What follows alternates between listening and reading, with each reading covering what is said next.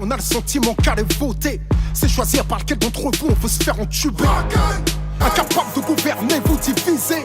Incapable de rassembler, vous stigmatisez. Aveuglés par le pouvoir, vos cœurs sont voilés. Ce que je peux vous dire, c'est que la jeunesse se désespère. Elle est profondément désespérée parce qu'elle n'a plus d'appui. Elle ne croit plus en la politique française. Et moi, je pense qu'elle a, en règle générale, en résumant un peu, bien raison. Ce que je peux vous dire, c'est que le désespoir est mobilisateur et que lorsqu'il devient mobilisateur, il est dangereux. Non, rien d'intéressant. Il n'y a rien. Non, pour les médias, oui, mais rien d'intéressant politiquement. Pour le citoyen, il ne s'est rien passé cette semaine. Les gens qui souffrent, les gens qui ont des difficultés à vivre, les gens qui sont au chômage, les pauvres, les gens modestes, les gens discrets, ces gens-là, on ne leur a pas parlé d'eux. Ils ont tous parlé d'eux-mêmes, là. Mais même dans la cohésion sociale de notre propre pays, comment on peut prétendre une société qui fait de la cohésion si on n'est pas capable, sur un sujet aussi vital, les 3/4 du continent frère à 14 km de l'Europe, les 3/4 n'ont pas d'accès, les mamans n'ont pas d'accès à l'électricité, donc à tout le reste. Vous avez écrit une brique, je vous en apporte une autre. Mais pourquoi s'emporter pour argumenter?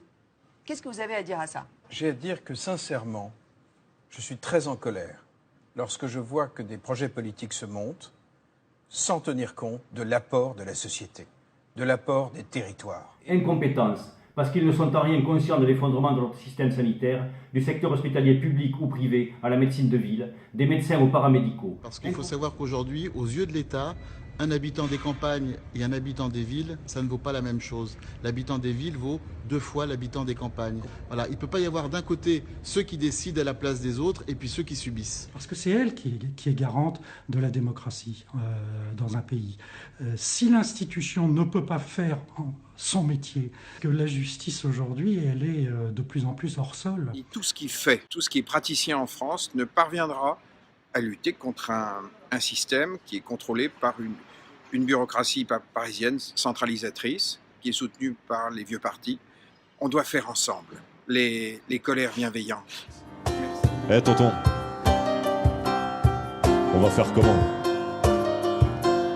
S'ils veulent pas le reconstruire, le nouveau monde, on se mettra au boulot. Faudra de l'utopie et du courage. Faudra remettre les pendules à l'heure. Leur dire qu'on n'a pas le même tic-tac que nous. Il est plutôt du côté du cœur. Il est temps de se prendre en main, de rejoindre la maison des citoyens. Faisons de notre quotidien un choix. Refusons de baisser les bras. Il faut s'appuyer maintenant sur nos territoires. Ce sont eux qui méritent le pouvoir. T'allumes la télé, t'en peux plus de tous ces débats où tu ne te retrouves plus. Tu votes blanc ou tu t'abstiens, ou tu votes contre, mais jamais pour quelqu'un. La maison des citoyens,